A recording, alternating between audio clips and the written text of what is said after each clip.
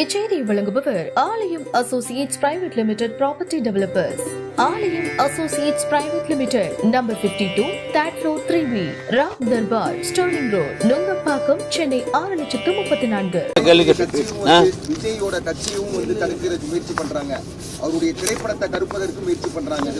அதெல்லாம் தவறான செய்திகள். அதெல்லாம் இல்ல இருங்க, நான் சொல்றேன் விடுங்க. அவர் நம்முடைய நண்பர் தான் அவர்.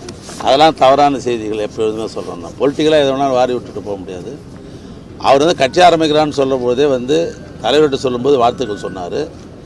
அதே மாதிரி திரையுலகத்தில் வந்து திராவிட கலைவேந்தனாக இருந்து நம்முடைய இயக்கத்திற்கு வந்து இளைஞரணி ஆகி இப்போ வந்து அமைச்சராக இருக்கிற தம்பி உதயநிதி கூட கேட்குற பொழுது என் நண்பர் அவர் ஆரம்பிப்பதற்கு என்னுடைய நல்வாழ்த்துயை தெரிவிக்கிறோன்னு சொல்கிற மனப்பக்கத்தில் தான் திமுக இருக்குது ஒழிய அவர் வந்து ஆரம்பித்து அதை போய் தடுத்து நிறுத்தணும் போகணுன்றது திராவிட முன்னேற்ற கழகத்துக்கு எப்பயுமே அது மாதிரிலாம் கிடையாது. தமிழ்நாட்டில் எத்தனையோ பேர் கட்சி ஆரம்பிக்கிறாங்க, அது ஜனநாயக உரிமை, அவங்கவுங்க ஆரம்பிப்பாங்க. அவை தடுத்து நிற்கிறது எங்களோட நோக்கம் கிடையாது. திராவிட முன்னேற்ற கழகம் என்பதே என்னென்னா தமிழர்களுடைய வளர்ச்சிக்காக, தமிழர்களுடைய வாழ்வு ஆதாரத்திற்காக, தமிழன் எங்கேயோ கீழே கிடந்தவனை தூக்கி மேலே விடணுன்ற அந்த அடிப்படையில் உருவாக்கப்பட்ட இயக்கம். இது ஆட்சிக்காக வரக்கப்பட்ட இயக்கம்லாம் கிடையாது. எங்கே தமிழன் நல்லா இருந்தாலும் நாங்கள் பாராட்டுவோம், எங்களுக்கு அதை பற்றிலாம் கவலையே கிடையாது. அதனால் ஜனநாயகத்தை யாருனாலும் கட்சி ஆரம்பிக்கலாம், அதை தடுக்கக்கூடணுன்ற எண்ணம் இம்மையளவும் இந்த இயக்கத்தில் இருக்கிற யாருக்குமோ, இந்த இயக்கத்திற்கோ தலைமைக்கோ யாருக்கும் அந்த எண்ணம் கிடையாது. யாருனாலும் இயக்கம் ஆரம்பிக்கலாம், யாருனாலும் வளரலாம். எத்தனையோ இயக்கத்தை தமிழ்நாடு பார்த்துட்டு இருக்குது, எத்தனையோ இயக்கம் வந்துருக்குது, எத்தனையோ இயக்கம் போயிருக்குது. ஆனால் திராவிட முன்னேற்ற கழகன்றது உங்களுக்கே தெரியும், 75 ஆண்டு காலங்களை கடந்து பவள விழாவை கொண்டாடுகிற ஒரே ஒரு மாநில கட்சி, இந்தியாவிலே ஒரே கட்சி திராவிட முன்னேற்ற கழகம். அதனால் நாங்கள் யாரை கண்டும் நாங்கள் பொறாமப்பட மாட்டோம், தடுக்க மாட்டோம்.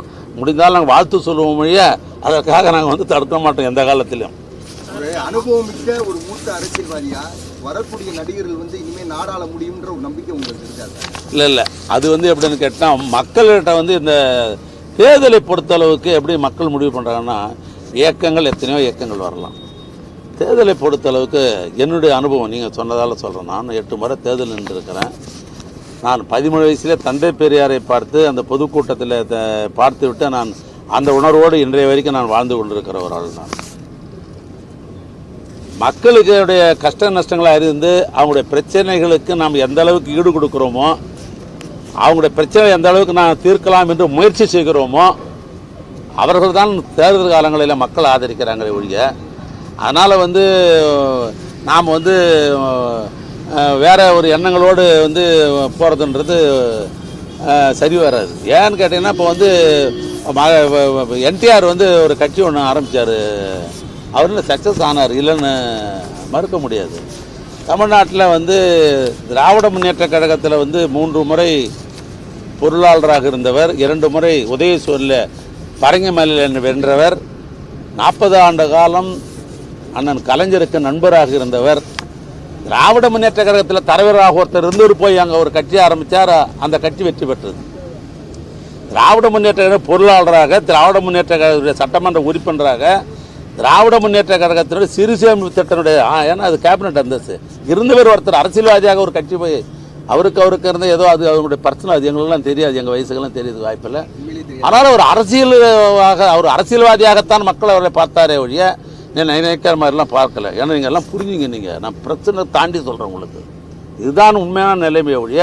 அதற்கு பின்னால் எத்தனையோ வந்து நடிகர் நண்பர்கள் கட்சி ஆரம்பிச்சிருக்கிறாங்க, எத்தனையோ பேர் வந்து தேர்தல் நின்றுருக்கிறாங்க. இந்த மண்ணை சார்ந்த என்னுடைய அருமை சோகர் விஜயகாந்த் எதிர்க்கட்சி தலைவர் அளவுக்கு கூட எட்டி பிடிச்சிருக்கிறார். அதனால் அந்தந்த கட்சிக்கு யார் வராங்களோ அவங்க எந்த அளவுக்கு மக்களிடத்திலே வந்து அவங்க ஈடுபாடோடு பயணிக்கிறார்களோ, எந்த அளவுக்கு மக்கள் நேசிக்கிறார்களோ, அதுதான் வந்து தேர்தல் நேரத்தில் ஓட்டா மாறுமே ஒழிய, அது வந்து இவங்க ஆரம்பித்தாங்க அவங்க ஆரம்பித்தாங்க அதெல்லாம் எப்படிங்கிற என்ன கேள்வி கேட்டால் எனக்கு சொல்ல தெரியாது. என் அனுபவத்தை வச்சு நான் சொல்கிறேன். வேறு ஒன்று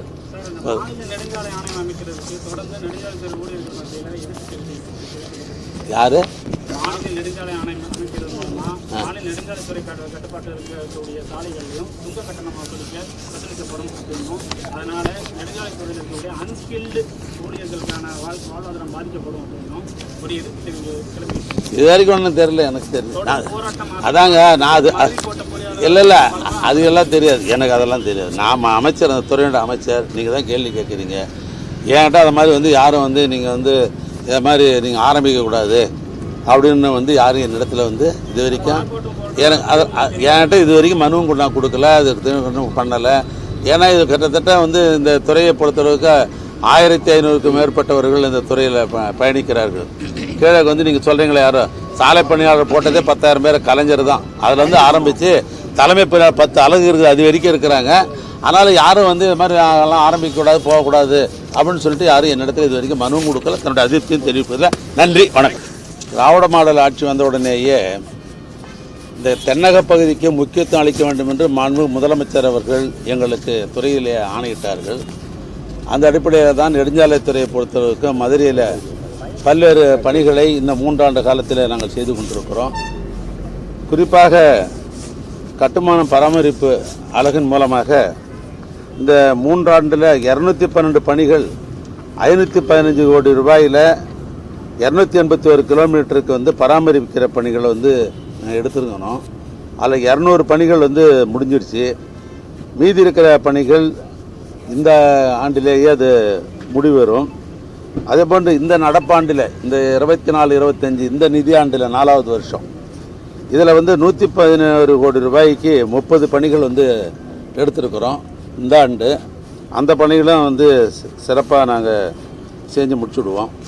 அதே போன்று தமிழ்நாட்டு முதலமைச்சர் அவர்கள் தரைப்பாலங்கள் எல்லாம் உயர்மட்ட பாலமாக ஆக்க வேண்டும் என்ற ஒரு அறிவிப்பு. அதில் இந்த நம்முடைய மதுரை மாவட்டத்தில் மாத்திரம் 27 பணிகள் 16.68 கோடி ரூபாய்க்கு எடுக்கப்பட்டு அந்த பணிகள் சிறப்பாக நடைபெற்று கொண்டிருக்கிறது. அதல்லாது கிராம சாலைகளை மேம்படுத்துவது, அதாவது ஊராட்சி சாலைகள், ஊராட்சி ஒன்றிய சாலைகள், அதை மேம்படுத்துவது. அந்த அடிப்படையில் 64 சாலைகளை 141 கோடி ரூபா மதிப்பீட்டில் 111 கிலோமீட்டரு சாலைகள் எடுத்து RR மூலயமாக கிராம சாலை மேம்பாட்டு திட்டத்தின் மூலமாக அந்த பணிகள் முடிவிட்டிருக்கிறது. நடப்பாண்டில் இந்த நடப்பாண்டில் 25 ஊராட்சி ஒன்றிய சாலைகளை தரம் உயர்த்துவதுன்னு முடிவு பண்ணி 56.60 கோடி ரூபாயில் 40 கிலோமீட்டர் வந்து ஒப்பந்த புள்ளி கோரப்பட்டிருக்கிறது. அந்த பணிகளும் வந்து சிறப்பாக நடக்கும். இதில் திருப்பரங்குன்றம் தென்கால்வாய் கண்மாய் வரையில் 1.20 கிலோமீட்டருக்கு 41.89 கோடி ரூபா மதிப்பீட்டில் இருவழிச்சாலை அமைக்கிற பணிகளும் நடைபெற்றிருக்கிறது. இப்போ உங்களுக்கே தெரியும், திருப்பரங்குன்றன்றது ஒன்றும் திமுக எம்எல்ஏ கிடையாது. அது பகைவருக்கும் அவருடைய பண்பாளர் தமிழ்நாட்டு முதலமைச்சராக இருக்கிறது தான். நாங்கள் வந்து இந்த சாலை விஷயத்தில் அதெல்லாம் நாங்கள் பொதுவாக 234 தொகுதியும் ஒன்று என்று தான் பண்ணியிருக்கிறோம். அந்த அப்படியே சிறப்பாக மதுரை என்பது ஒரு புகழ்பெற்ற தென்னகத்தினுடைய புகழ்பெற்ற ஒரு மையப்பகுதி மாநகராட்சி, ஒரு பெரிய மாவட்டம். இங்கே வந்து உயர்மட்ட சாலை அமைக்கணும்னு சொல்லி பல்வேறு கோரிக்கைகள் பல ஆண்டு காலமாக இருந்த கோரிக்கைகள் நிறைவேற்றும் என்பதற்காக முதலமைச்சர் அவர்கள் கோரிப்பாளையம் பாலத்தையும் இந்த அப்பல்லோ சந்திப்பு பாலத்தையும் அதை எடுத்து நடத்த வேண்டும் என்ற அடிப்படையில் அவருடைய திருக்கரத்தாலேயே ஓராண்டுக்கு முன்னால், அதாவது குறிப்பாக 30/10/2023 வந்து எங்கள் துறையின் சார்பாக அழைத்து வந்து அதை நாங்கள் தொடக்கி வச்சோம். அந்த பணியை பொறுத்தளவுக்கு அப்பல்லோவை பொறுத்தளவுக்கு 1100 மீட்டர் அந்த மேம்பால பணிகள் அது. அதில் அதனுடைய அகலம் எடுத்திங்கன்னா 17.2 மீட்டர் 4 வழிச்சாலை. அது மேலே போடுற அந்த பாலன்றது எலிவேட்டர் கார்டு 4 வழிச்சாலை. அதில் வந்து தூண்கள்னு எடுத்திங்கன்னா 25 தூண்கள் வந்து 28 தூண்கள் வந்து நடக்கணும். அதில் பெரும்பான்மையான தூண்கள்லாம் நடப்பட்டு விட்டது. இதோட திட்ட மதிப்பீடு எடுத்தோம்னா 150 கோடி ரூபா பணம் அரசின் சார்பாக நாம் ஒதுக்கியிருக்கிறோம். இது வந்து அடுத்த ஆண்டு 25 ஆகஸ்ட் மாதத்துக்குள்ளே இதை முடிக்கணுன்றது ஒப்பந்தம் எடுத்து சொல்லியிருக்கிறேன். இன்னும் சொல்ல போனால் அதுக்கு முன்னாலே விரைந்து முடிக்கணும் அப்படின்னு அவங்களுக்கு வேண்டிய அறிவுரையெல்லாம் சொல்லப்பட்டிருக்கிறது. இப்போ பொறுத்தளவுக்கு 30% வேலைகள் பணிகள் தான் முடிந்திருக்கிறது. ஏன்னா கொஞ்சம் எப்போ உங்களுக்கே தெரியும், டிராஃபிக் இருக்கிற நேரத்தில் வந்து பணிகள் செய்கிறதுன்றது கொஞ்சம் சிரமம். அதனால் காவல்துறையும் அனுமதிக்கிறது கிடையாது டிராஃபிக் நேரத்தில் அப்படின்னு. சில நேரங்களில் டிராஃபிக் இல்லாத நேரத்தில் செய்ய வேண்டியதாகுது, இரவு நேரத்தில் தான் பணிகள் செய்ய வேண்டியதாக இருக்கிறது. இருந்தாலும் அது வேகமாக செய்ய சொல்லியிருக்கிறேன். அதே போன்று கோரிப்பாளையம் பாளையம் என்பது உங்களுக்கெல்லாம் தெரியும், அது ஒரு புகழ்பெற்ற கோரிப்பாளையம்னா தமிழ்நாடு பூரா தெரியுது. அப்படிப்பட்ட ஒரு புகழ்பெற்ற பகுதி அந்த பகுதி. ஏன்னா அந்த பகுதியில் தான் நாம் வந்து ஆன்மீக பெருமக்களும் நாமளும் தெய்வமாக வழங்குகிற நம்முடைய தேவர் திருமணனுடைய சிலை அமைந்திருக்கிற பகுதி அந்த பகுதி. ஏன்னா அந்த பகுதியில் வந்து பாலங்களை வந்து எடுக்கிறது முடிவு செய்யப்பட்டு 1296 மீட்டர் அதனுடைய நீளம். அகலம் எடுத்திங்கன்னா 12 மீட்டர் அகலம் உள்ள பாலம் இது. இதில் வந்து வைகை ஆற்றின் குறிக்க பாலத்தின் நீளம் மாத்திரம் பார்த்தீங்கன்னா 450 மீட்டர் வந்து வைகை ஆழத்தில் மாத்திரம். இதில் வந்து உங்களுக்கு திட்ட மதிப்பீடு வந்து 200 கோடி ரூபாய் என்னுடைய திட்ட மதிப்பீடு. இப்போ பொறுத்தளவுக்கு 15% வேலை தான் நடந்திருக்குது. நான் வந்து ஒப்பந்தாரர் கூப்பிட்டு இரவு நேரங்களும் பணி வைக்கணும். அதில் ஏதாவது பிரச்சனை இருக்குன்னா மாவட்ட ஆட்சித்தலைவர்கிட்ட சொல்லுங்கள், அந்த பிரச்சனையை உடனுக்குடனே கோஆர்டினேட் பண்ணி தீர்த்து வைப்பாங்க அப்படின்னு ஒப்பந்தார்கிட்ட சொல்லியிருக்கிறேன். அவர்களும் இந்த குறிப்பிட்ட தேதிக்குள் அதை வந்து வழங்குவதாக என்னிடத்துக்கு சொல்லியிருக்கிறாங்க.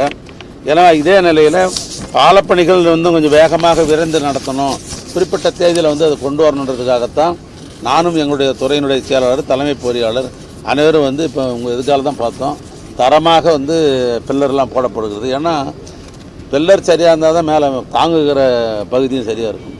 அதனால் எல்லா இடத்துலையும் டெஸ்ட் எடுத்தோம். நாங்கள் எதிர்பார்த்ததை விட தரமாக பணிகள் நடைபெற்று கொண்டிருக்கிறது. அதனால் குறிப்பிட்ட தேதிக்குள் முதலமைச்சருடைய தேதி இசையை பெற்று பொதுமக்களுடைய பயன்பாட்டிற்கு இந்த 2 பாலங்களையும் கொண்டு வருவோம். சரியான திட்டமிடல் இல்லாதனால நிறைய புதிய பாலங்கள் கட்டி முடித்த உடனே நிறையா விபத்துகள் ஏற்படுது. சரியான திட்டமிடல் இல்லை, சரியான அகலம் இல்லை போன்ற பல்வேறு குற்றச்சாட்டுகள். இதெல்லாம் நீங்கள் சொல்கிறத நான் இல்லைன்னு மறுக்கிறது முடியாது. கோயம்புத்தூர்லேயே கூட அந்த மாதிரி 2 சம்பவங்கள்லாம் நடந்தது உண்டு. இது நாங்கள் வந்து ஒரு பாலம் கட்டுற பாலத்திலே கிடையாது. இவைகள்லாம் பெரும்பான்மையாக சென்ற ஆட்சியிலே அவசர கோலத்தில் பல இடங்களிலே இப்படித்தான் பாலங்களெல்லாம் போடப்பட்டு அதனுடைய டிபிஆர் திட்ட மதிப்பீடு தயார் பண்ணுகிற பொழுது அதுக்கு ஒரு முக்கியத்துவம் கொடுத்து அவைகள்லாம் செய்யாத காரணத்தினால்தான் இது மாதிரி விபத்துக்கள்லாம் நடக்குது. இன்னும் சொல்ல போனால் 13 வருஷம் 14 வருஷத்துக்கு முன்னால் டெண்டர் வெட்டைகள்லாம் இப்போ நான் தான் வந்து எல்லாம் சரி பண்ணின்னுக்கிறேன். ஒரு பாலம் எடுக்கிறோன்னு சொன்னோம்னா அந்த பாலத்தினுடைய கடைசி பகுதி அல்லது சர்வீஸ் ரோடு இது போன்றதுக்கெல்லாம் நிலையெடுப்பு எடுத்த பிற்பாடு தான் திட்ட மதிப்பெல்லாம் தயார் பண்ணி பாலம் போடணும். எப்பயுமே பாலம் கட்டுறேன்னு சொல்லிட்டு டெண்டரை விட்டுவிட்டு ஒப்பந்தார்கிட்ட ஒப்படைச்சிட்டு அவர் சைட்டுக்கு போனால் சைட்டு சரியில்லை சார், நான் வந்து அப்ரோச் ரோடு போனோன்னா பக்கத்தில் வீடு இடிக்க வேண்டியதாக சார், நிலத்துக்கு எடுத்து கொடுங்க சார் அப்படின்றது கிட்டத்தட்ட 70 ஆர்ஓபி ரயில்வே பாலங்கள்லாம் வளர்கிற போகுது. இப்போ தொடர்ந்து நான் ரிவ்யூ மீட்டிங் போட்டு எங்கெங்கெல்லாம் பிரச்சனை இருக்குதோ அந்த பிரச்சனைகள்லாம் தீர்த்து ஏறத்தாழ் 30 ரயில்வே பாலங்களை தமிழ்நாடு முழுவதும் முடிச்சிருக்கிறேன். மீதி பாலங்களுக்கு முக்கியத்துவம் கொடுத்து பண்ணியிருக்கிறேன். நான் இந்த ஆட்சியை பொறுத்தளவுக்கு முதலமைச்சரை பொறுத்தளவுக்கு வந்த உடனே சொன்னது என்னன்னா, எதனால் அதெல்லாம் தொய்வு ஏற்படுதுன்னு சொன்னபோது நிலையெடுப்பின் மூலமாகத்தான் தொய்வு ஏற்படுகிறதுன்னு சொன்ன உடனே 5 டிஆர்ஓக்கள் புதுசாக 5 டிஆர்ஓக்களை வந்து கொடுத்து இந்த நிலையெடுப்பு பணிகளை அவங்க பயன்படுத்துங்க அப்படின்னு ஸ்பெஷல் டிஆர்ஓ வேறு இங்கே மதுரை இருக்கிற மதுரையில் இருக்கிற ரெகுலர் டிஆர்ஓ இருக்குது. அவருக்கு 1008 பணி அரசாங்கத்தின் சார்பாக தர்றோம். ஆனால் நடக்கலை. ஆனால் இந்த ஆட்சிக்கு வந்த உடனே 5 ஸ்பெஷல் டிஆர்ஓக்கள்லாம் போட்டு இப்போ நிலையெடுப்பு வந்து ரொம்ப வேகமாக எடுக்கிறதால தான் நாங்கள் செய்ய முடியுது. இப்போ நாங்கள் போடுற டிசைன்லாம் பார்த்தீங்கன்னாக்கா ஒரு முறைக்கு 2 முறை நாங்கள் செக் பண்ணிவிட்டு அந்த விபத்து ஏற்படாத அளவுக்கு தான் டிசைனை உருவாக்கி நாங்கள் பாலம் போட்டிருக்கிறோம். அப்படி ஏதாவது உங்களுக்கு குறிப்பிட்ட இடத்துல இந்த இடத்துல நடந்து நீங்கள் சொல்லுவீர்களானால் அதுக்கு மாற்று வழி பண்ணுவோம் நாங்கள் எங்களை பொறுத்தளவுக்கு. ஏன்னா எங்களை பொறுத்தளவுக்கு வந்து ஏதோ வந்து ஒப்பந்தம் போட்டோம் அப்படிலாம் கிடையாது. மக்கள் பயன்பாட்டுக்காக தான் பாலம் கட்டுறோம். அவங்களுடைய மனநிறைவு அடையிறதுக்கு அவங்களுக்கு பாதுகாப்பு. நான் விபத்துன்னு சொல்கிறதுக்காக நான் வந்து நிருபர் மூலமாக ஒரு செய்தியை நான் உங்களுக்கு பரவுறேன். மாவட்ட ஆட்சித்தலைவர் இடத்துல போய் அங்கே உட்காந்து இதே மதுரையிலே வந்து உங்களுக்கே தெரியும் நான் வந்தேன். விபத்து குறைப்பதற்கு ரோட் வந்து சேஃப்டின்ற பேரில் இங்கே இருக்கிற வந்து பொதுமக்களுடைய இருக்கிற பல்வேறு சங்கங்கள், ரோட்டரி, லைன்ஸ் கிளப்பு, வந்து கல்லூரிகளில் நடத்தி கொண்டிருக்கிற தாளாளர்கள் அவரெல்லாம் அழைத்து எங்களுடைய 5 துறையை சார்ந்த அதிகாரிகள் வைத்து ஆய்வுக் கூட்டம் நடத்தி அவருடைய கருத்துக்களையும் கேட்டு இந்த மாவட்டத்தில் விபத்துகளை குறைப்பதற்கு உங்களுடைய ஆலோசனையும் தேவை அப்படின்ற அடிப்படையில் ஏறத்தாழ இது வரைக்கும் 23 மாவட்டங்களில் ரோட் சேஃப்டி மீட்டிங் போட்டிருக்கிறோம். நான் எங்கெல்லாம் ரோட் சேஃப்டி மீட்டிங் போட்டுறோம் அந்த இடங்களில் பல கருத்துக்கள்லாம் வந்து உங்களை போன்ற நண்பர்களே கூட சொன்னாங்க. எனக்கு தெரிஞ்ச நாகப்பட்டினம் மயிலாடுதுறையில் பத்திரிகை நண்பர்களே சொன்னாங்க. அதெல்லாம் நான் குறிப்பெடுத்து கொண்டு போய் அதெல்லாம் ரெட்டிஃபை பண்ணியிருக்கிறேன். நான் விபத்தை குறைக்கணுன்றதுல வந்து இந்த அரசாங்கம் முன்னுரிமை அளிக்குது. நாங்கள் விபத்தை குறைக்கிறதுல மாநிலத்திலே முதன்மையாக இருக்கணுன்றதுக்காக நாடாளுமன்றத்தில் பேசின ஒன்றிய அரசாங்கத்தோட அமைச்சர் நிதின் கட்கரியே சொன்னார், தமிழ்நாட்டில் வந்து விபத்தை குறைப்பதற்கு அந்த அரசு பல்வேறு முயற்சிகள் எடுத்து கொண்டிருக்குன்னு பாராளுமன்றத்தில் ஒரு கேள்விக்கு அவர் பதில் சொல்லியிருக்கிறாரு. அதனால் இந்த பாலம் கட்டுற விஷயத்தில் நாங்கள் அதில் அதிகமான கவனம் செலுத்துகிறோம். அதுமாதிரி சாலைகள் அமைப்பதில் நாங்கள் அதிகமான கவனம் செலுத்துகிறோம்.